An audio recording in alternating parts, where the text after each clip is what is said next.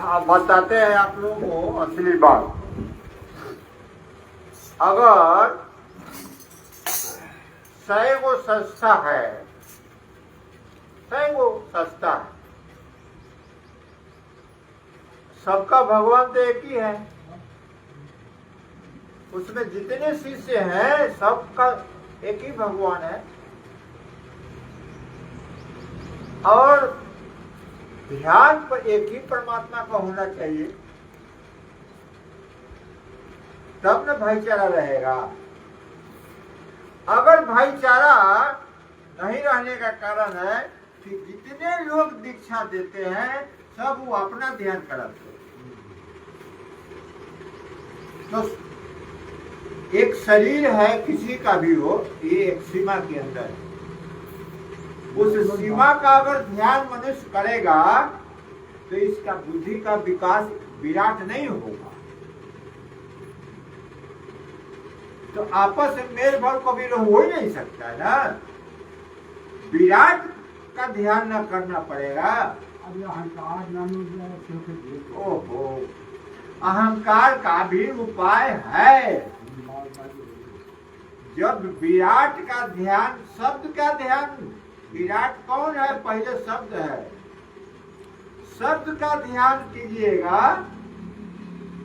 तो शब्द जो है सो शरीर नहीं है,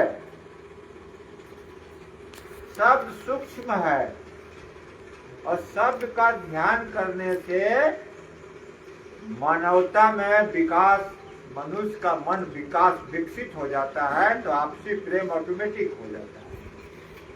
और देह का ध्यान जब होगा तब टकराएगा, क्योंकि सीमा में है। 10 गो बर्तन को एक जगह धो के हिलाइएगा तो आवाज करेगी।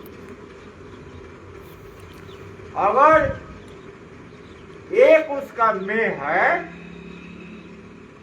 तो कायदा से उस अनुशासन से चलेगा, कहीं टुकड़ा नहीं पड़ेगा। आप देखते हैं मेह जिसका मजबूत है, बैल के दौड़ी कैसे होता था, मेह कमजोर हो जाता था, तो मेह कौन है? परमात्मा है।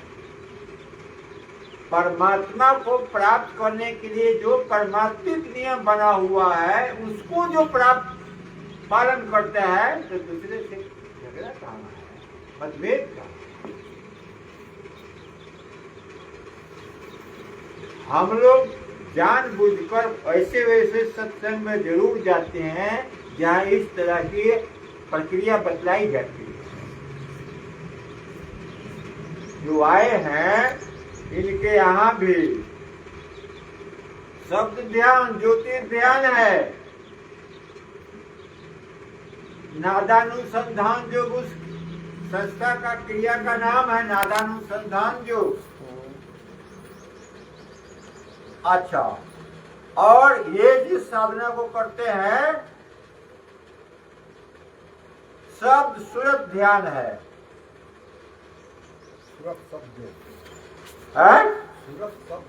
सूरत शब्द योग नाम है उसका। तो सूरत शब्द योग, शब्द के साथ योग, नादानुसंधान योग, नाद के साथ यानी शब्द के साथ काहे नहीं मेल खाएगा भाई? है? तो ध्यान जहाँ नाद की हो रही है, जहाँ शब्द की हो रही है, जहाँ उससे आप जुड़ रहे हैं, ऑटोमेटिक कोई संस्था कराएंगे प्रेम हो जाएगा।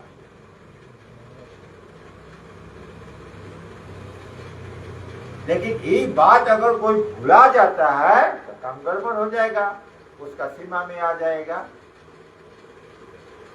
इसीलिए कहा गया है स्थूल ध्यान उतने दिन के लिए निर्धारित है जितने दिन तक ककारा याद हो जाए, वर्णमाला याद हो जाए, उतने दिन के लिए स्थूल ध्यान है।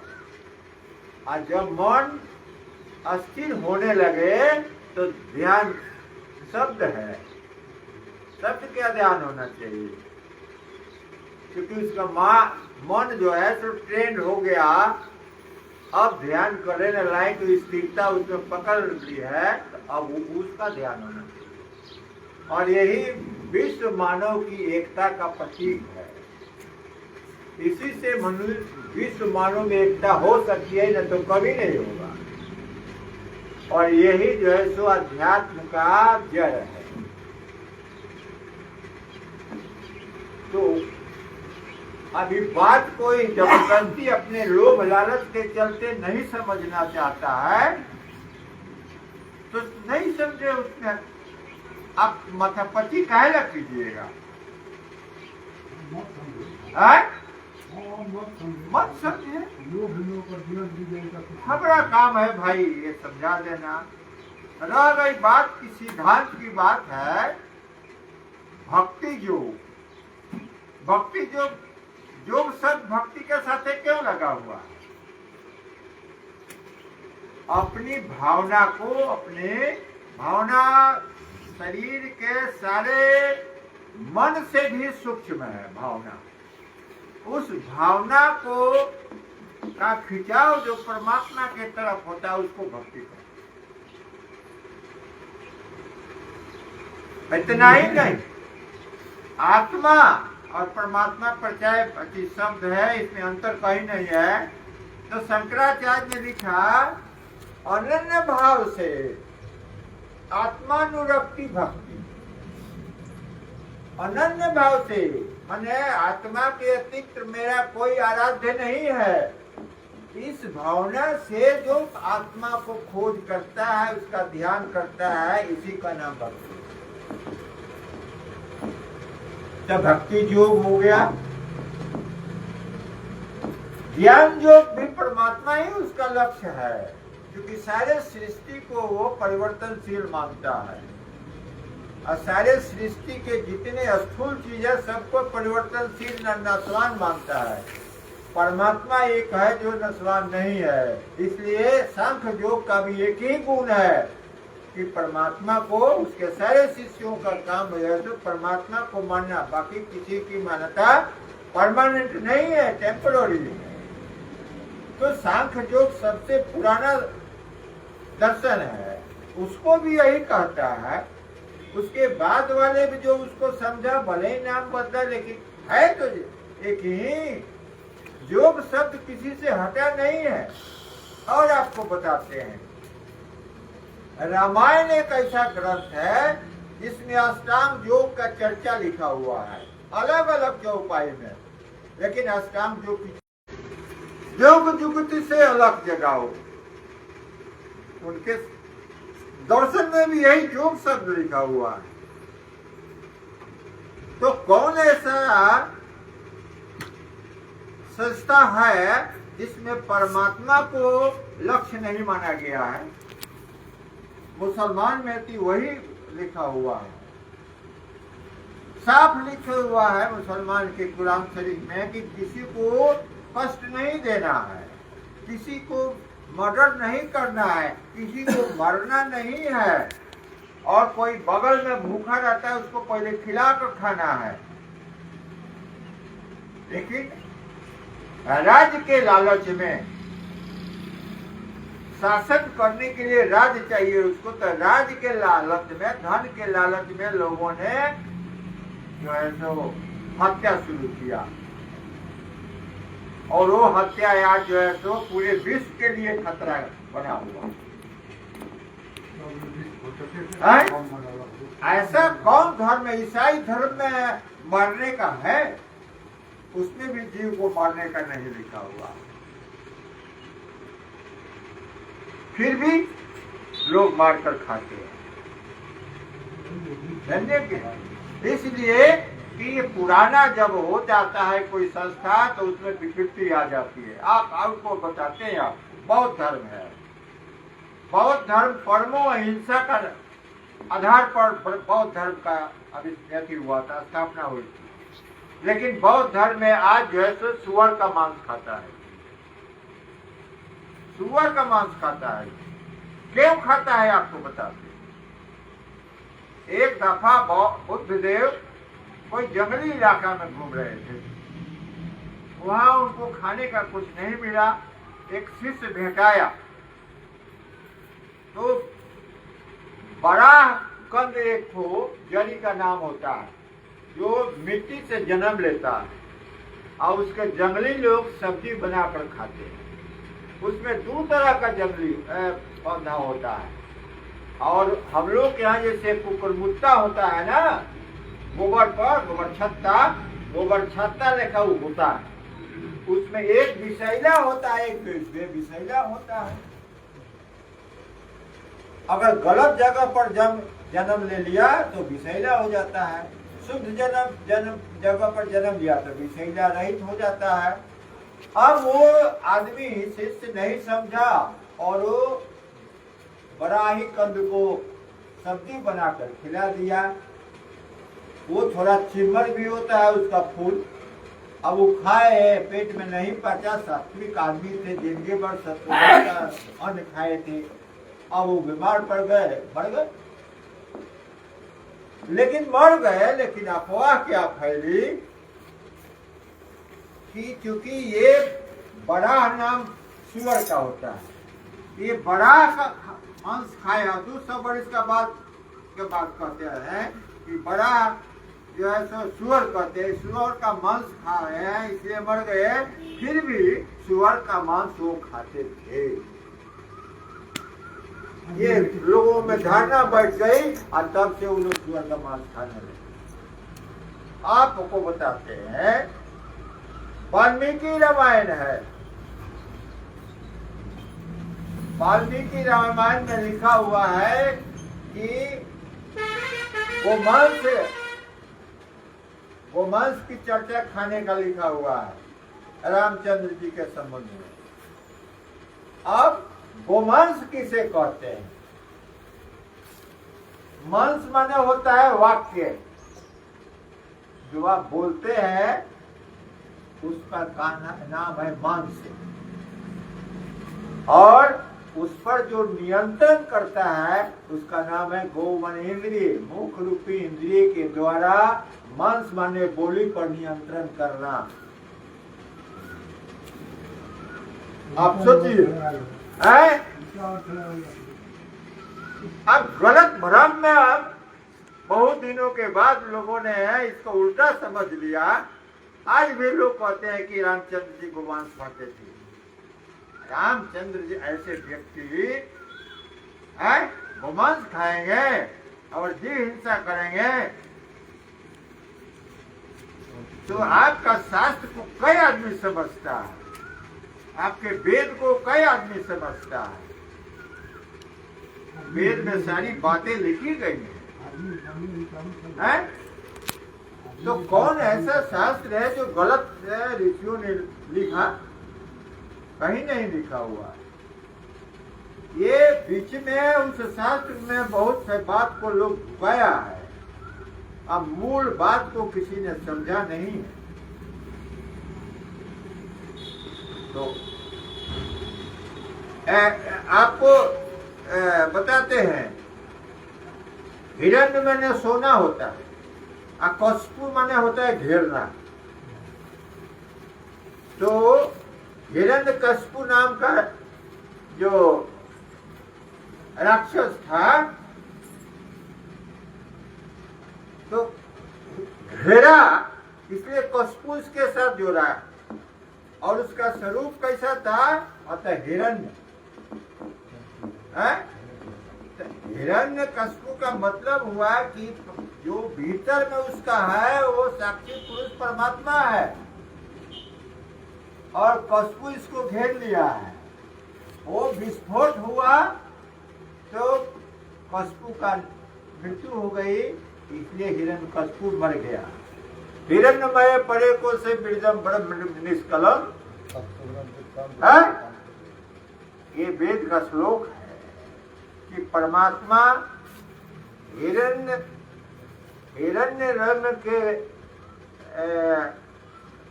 कशपू से घिरा हुआ है। तो हिरण्यमय परे जब वो फूट जाता है तब जो है परमात्मा का दर्शन होता है और उसकी सारी बाधाएं जल के खत्म समाप्त हो जाती है। किसी प्रकार का अविद्या नाम का, राक्षसी विद्या नाम का कोई चीज उसके पास बच ही नहीं जाता है। ये है आपका हिरण्यकशिपु का जो है सो अर्थ और हिरण्यकशिपु का जो है इतिहास है। तो उसमें से निकला कौन? अतः नृसिंह। नृ माने मनुष्य होता है, सिंह माने श्रेष्ठ यानी पुरुषोत्तम। वो कैसा रूप था भाई? तो उग्रम वीरम महाविष्णु ज्वलंतम सर्वतोमुखम भीषणम भद्रम नृसिंहम मृत्यु नमाम्यहम्। वो मृत्यु को भी मारने वाला है, ऐसा उसका स्वभाव है। माने उसके शरण में जो जाता है उससे मृत्यु भी डरता है। ये परमात्मा का अति है, आपका विश्लेषण है। ये उपनिषद और वेद कहता है। लोग समझता नहीं है तो आप क्या कीजिएगा?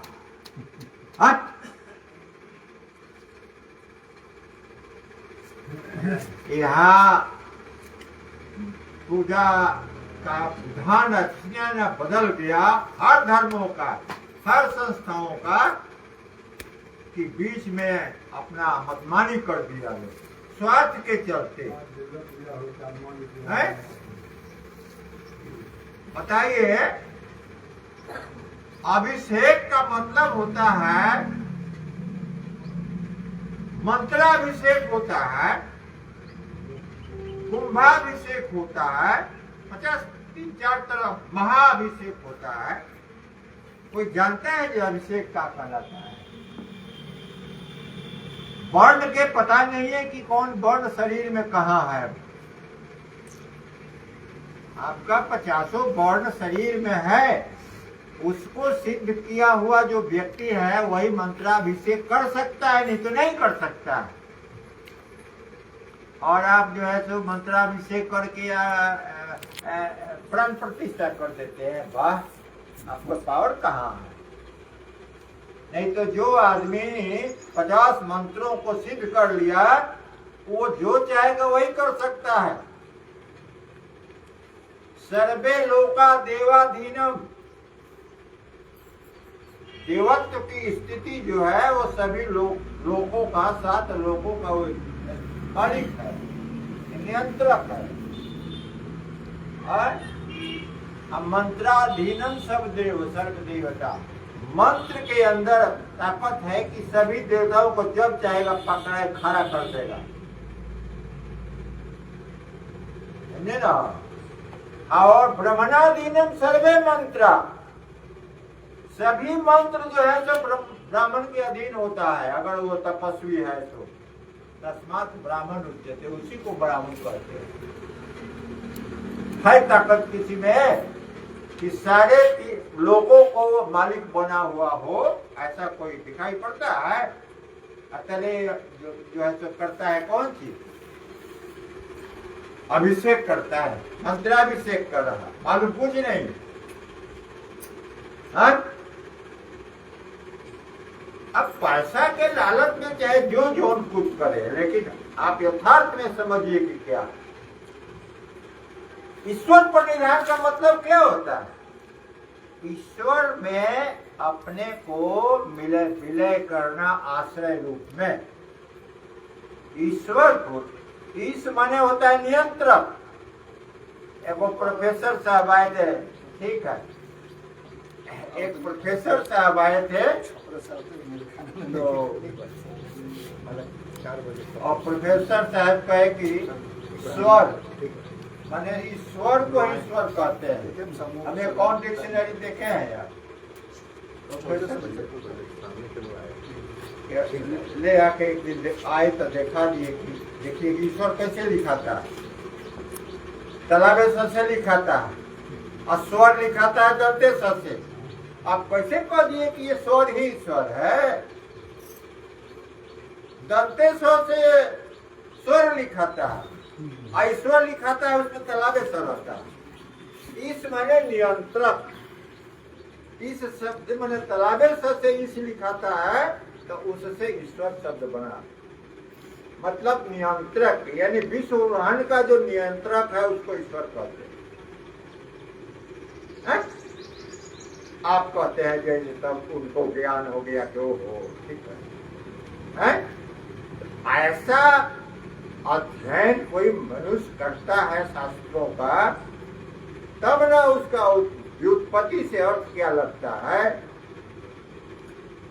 शब्द के व्युत्पत्ति से उसका अर्थ लगता है, उसमें धातु है, प्रत्यय लगता है, उपसर्ग लगता है। हमसे ज्यादा वो जानते हैं। शर्मा जी संस्कृत पढ़ाते थे हाई स्कूल में, उनको तो पढ़े हुए 66-68 साल हो गया, तो याद रहेगा व्याकरण।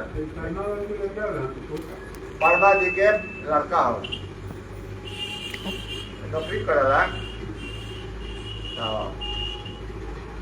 ये है आपका गलत फहमी। इसलिए हम लोग कहीं भी जाएं, गलत, हम लोग कहला गलत का बात बोलेंगे कि आप आए, आप कोई बनकर आए, हम पूजा पाठ करने वाले जिसके यहाँ आप आते हैं उसका सब कोई गेस्ट है, अतिथि है, उसके लिए भगवान है, उसको हर तरह से वो इज्जत करेगा, पूजा करेगा। वो कहला, उनको कहला कटु बोलना जाएगा, चाहे कोई उनका संगत में वहां जाएगा तो किसी से कहला कटु बोलेगा, जरूरत है। हाँ सिद्धांत है, सिद्धांत परमात्मा के संबंध में अगर बोला जाएगा तो किसी को खराब नहीं लगेगा, किसी को भी खराब नहीं लगेगा, समझे ना? हाँ इतना वो जरूर करेगा जो चुप हो जाएगा, चुप होकर सुनेगा, मन तो उसको ग्वाही देगा कि बात तो सही है। अब बाहर का जो लोभ लालच है उसको पकड़ के एने से एने घुमा रहा है, घूम रहा है बेचारा, नाच रहा है? वो तो उसके संस्कार का दोष है। संस्कार प्रबल रहेगा, जो संस्कार प्रबल रहता है वही वैसे घुमाता है। अगर संस्कार कमजोर कर दे हो जाएगा और निमन संस्कार बढ़ जाएगा तो नहीं घूमेगा। इसलिए ये सब चीज जो है तो कोई आवे जाए हुए सबको इज्जत कीजिए, सब आपके लिए देवता उस दिन है? क्या हरज है? हाँ।